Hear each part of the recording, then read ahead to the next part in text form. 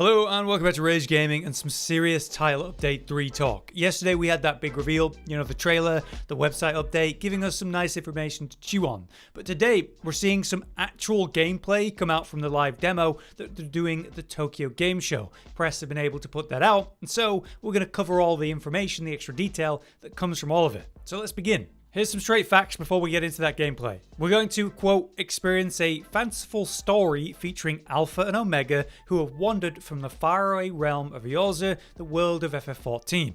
So Alpha and this toy Omega come from Final Fantasy XIV. Their whole thing is that Alpha was created by Omega. Omega is this ancient weapon by an ancient civilization that essentially turned themselves into machines. Its purpose is quite varied, but a big part of it is kind of dealing with the dragons of that universe. This Omega, though, wants to learn a lot more, and ultimately does a lot of tests to try to understand humanity and different existences. It created Alpha, this strange-looking chocobo, to represent a specific being that helped defy odds and deal with a sort of calamity. But it couldn't understand how something so small and weak could possibly do that. It put Alpha through all these crazy tests, ultimately failing every single one of them.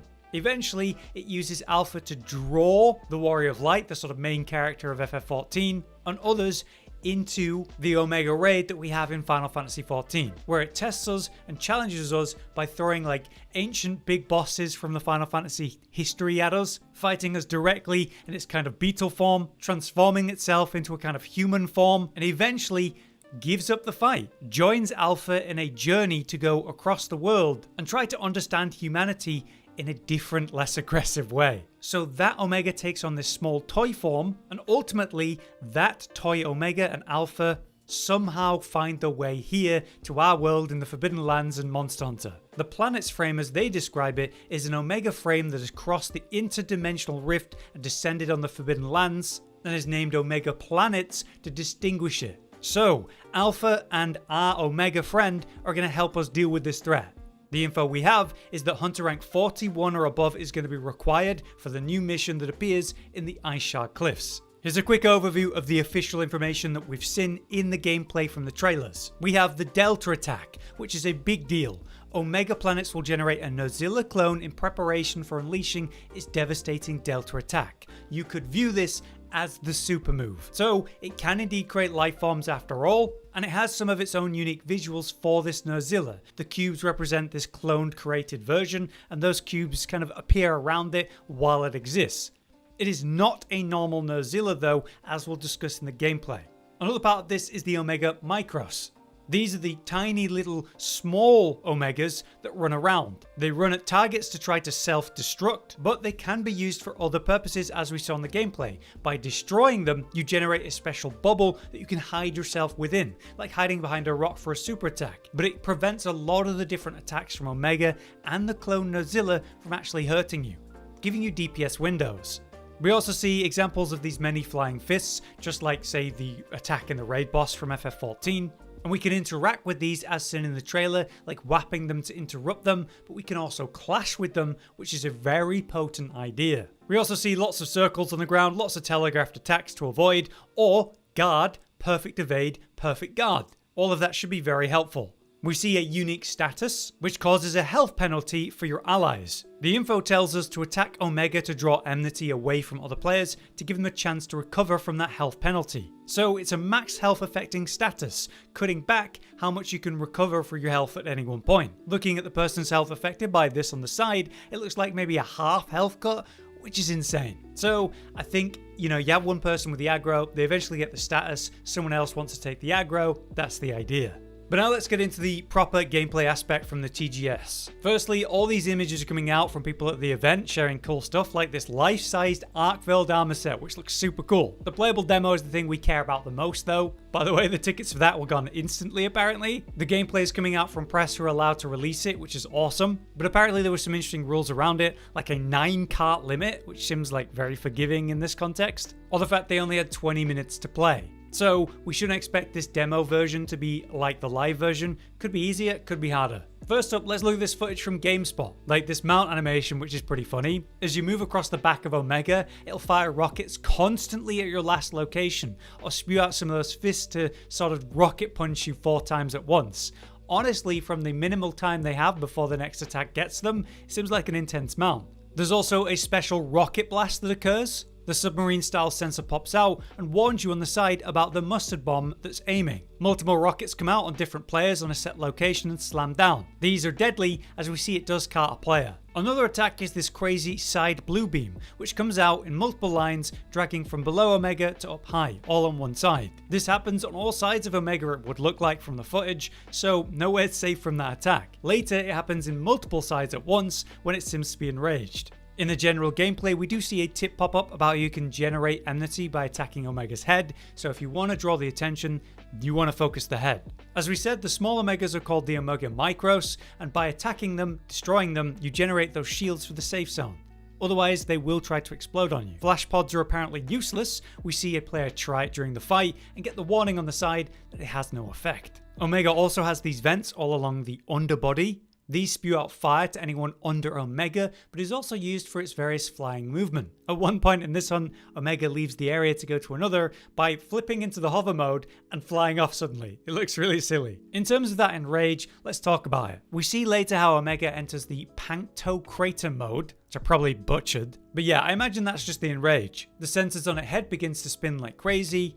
The beam attacks begin to occur on multiple sides at once, and this is where we first see that crazy bright beam attack, which is aimed at a target, then slowly moves around trying to track them. From other gameplay, I have seen that this can be line of sighted to avoid it. Apparently, you can disable this mode by creating and destroying wounds across Omega's legs enough to bring it down, but otherwise it seems pretty deadly. During this, I saw Micro Omega being spewed out, which could have been certainly helpful for avoiding the fire areas or the beams, for a safe area with the shield. But our hunters get completely crushed by this mode and eventually fail the hunt because of it. You might be wondering at this point, why weren't they using the job equipment, like the Pictomancer spells or the Black Knight stuff? Well, they're given a direct set, a weapon with thunder and a weapon with fire, and then different set bonuses. They're wearing the visuals of, say, the Black Knight set, but I'm not sure they're actually wearing it or using the greatsword, as we'll discuss. However, they do have access to the Pictomancer spells, as we'll mention shortly. Next, let's look at this gameplay from Noisy Pixel. The player, Lopez, explains their thoughts in this video, so it's worth checking out if you want to hear them. Like I said, they only have 20 minutes to play,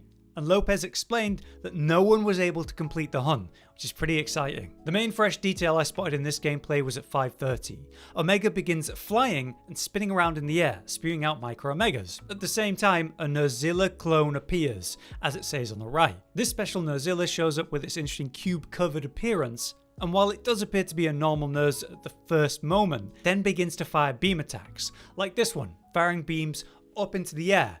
These explode around it in this horrible, devastating explosion. It doesn't look like anywhere's really that safe, which we'll discuss in a moment. But at the same time, Omega Planets starts charging the Delta attack, proper beam teased in the trailer, creating these shapes in the air, and it takes a while to charge. You're tasked with defeating the clone at the same time. The helpful Omega then calls out that you really want to defeat the clone as soon as possible, so it must be the way we stop this attack. The Nerzilla uses familiar attacks then, but then things like a charged beam will spew for its mouth as it spins around in a big AoE, or it fires this quick charged version in a straight line, leaving shockwaves after, and then the explosions up into the air and around it. We see the players make use of a shield in front of the Nerzilla.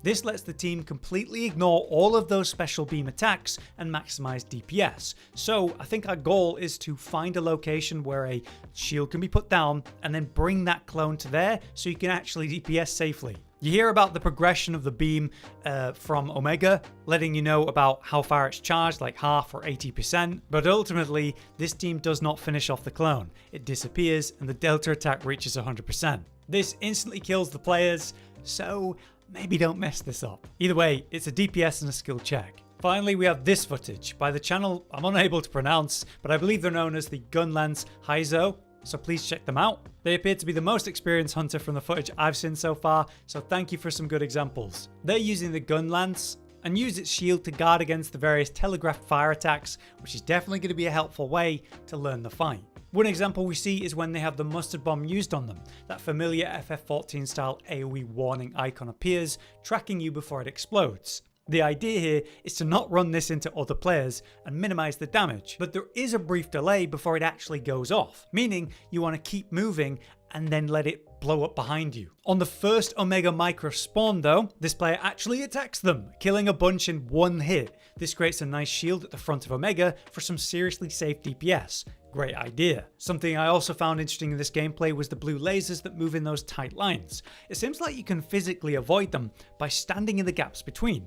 Certainly seems hard to do if you're close to them. The further away you are, the bigger those gaps become, so something to think about. Now later in the footage we do see them mess with the item bar, finally looking at the Pictomancer spells. It looks like you can just use these after all without wearing special equipment.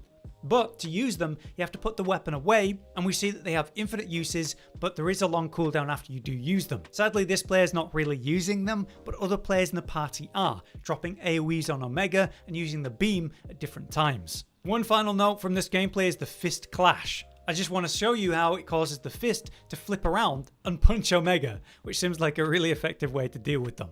Okay, so that's the gameplay stuff that I was able to win. Let's talk about the two jobs revealed. We have the Dark Knight and the Pictomancer. The idea of the Dark Knight is that they use a two-handed blade and dark arts to fight.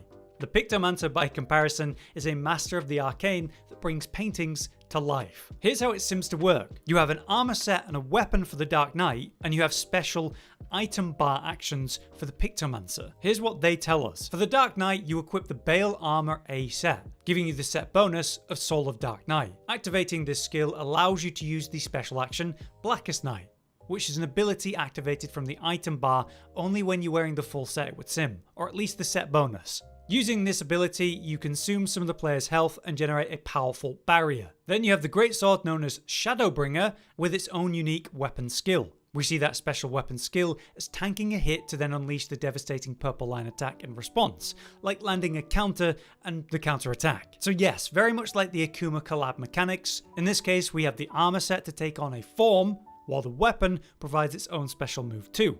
The Bale armor is directly taken from the Dark Knight Bale set from the game. The weapon is too though, Shadowbringer, the heavy sword.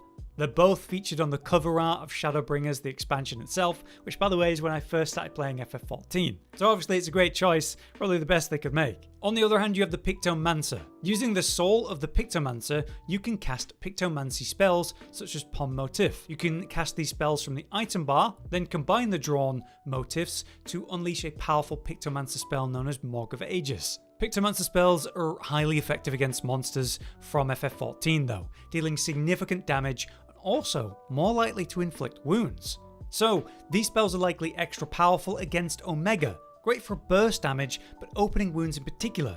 For dealing with that enrage and targeting the legs, I think using these spells is going to be clutch to open wounds and cancel that enrage effect. We see the spells in action during the trailer, like the orange balls being painted and then dropping like an arc shot from a bow. It might even cause paralysis. We see the bat wings for this air or wind blast, taking damage on the spot. And then we see the Morg of Aegis used, dealing one big beam blast in Omega for great damage in one hit. So yeah, you have the spells on your item bar and you pull them out. You have to have your weapon away to actually use them, and then they have long cooldowns. At least for the one specific spell we saw in gameplay, it had a 30-second cooldown.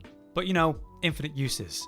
So I hope that was great information. It's a lot to say and take in, but obviously we've learned a lot from that gameplay. For Arch-Tempered Nu Udra, we know it's going to come later, but we do have an important change here. Unlike other AT releases which required Hunter rank 50, you're going to need 100 for Nu Udra. That suggests that it's going to be the first 9-star AT monster, and it makes sense, you know, the power creep is necessary. As we're gaining power, they need to push the challenges of the AT a bit. They gave us this little look at the equipment on the website with this heavily deep red theme, which to be fair, looks really cool. But obviously we gotta talk about Gog. Teased at the end of the trailer was this reveal, the first Elder Dragon of Wilds. It's not the first time we've seen this guy, of course. It's a massive monster, the largest flying type, the final boss of Monster Hunter 4U. Birthing the pretty silly phrase, oh my Gog, instead of God. It's definitely a surprise, and especially when they've not brought an Elder Dragon final boss for a title update like this before. It'd be like them dropping Safi or Gaius for an update. The original fight was like a living siege, fought in a fortress using various siege weaponry. Finding him in wilds, in the oilwell basin, it lines up with that concept. Think about all the ancient machinery and environmental traps. They'll probably expand the area to introduce a new area for Gog, so we can use the environment against him for a siege. Josh was telling me some interesting stuff about him, how he eats gunpowder, that's why he was in the fortress. The waste that he leaves behind from that is like a tar that he's covered in, functioning like flammable oil. So he's going to fit well in the basin with that, easily able to light himself up. Another detail is that he has a dragonator stuck in his back from an earlier encounter. That was the original dragonator, so super old. Part of the fight would be breaking that off to then use against him. But we didn't quite see that here. We did see something slightly different, maybe a different ancient weapon that we could use against him in a similar way. But we'll have to see, it wasn't like a big tease. His attacks are going to be extreme though, well known for his massive superheated tar beam that's like a laser of fire. But we can reasonably speculate that this will be the game's first proper siege fight, and we'll just have to wait for more info. But yeah, that's all the extra detail that I could glean and I wanted to talk about for this video. It's been a lot to go through, so if you enjoyed that, please do drop a like, and more Title Update 3 info coming your way as soon as we learn more. Until then, I've been Hollow, you've been you, thanks for watching. Josh, Cotton, and Hollow with the videos, dropping the humor like a hammer on your tippy toes, bringing entertainment on a daily arrangement to take our insanity and turn it into entertainment. Yes, I said entertainment twice, to reiterate that it is nice to look into your faces on a mostly daily basis when you let us in your homes to make the whole world a stage. Goodbye.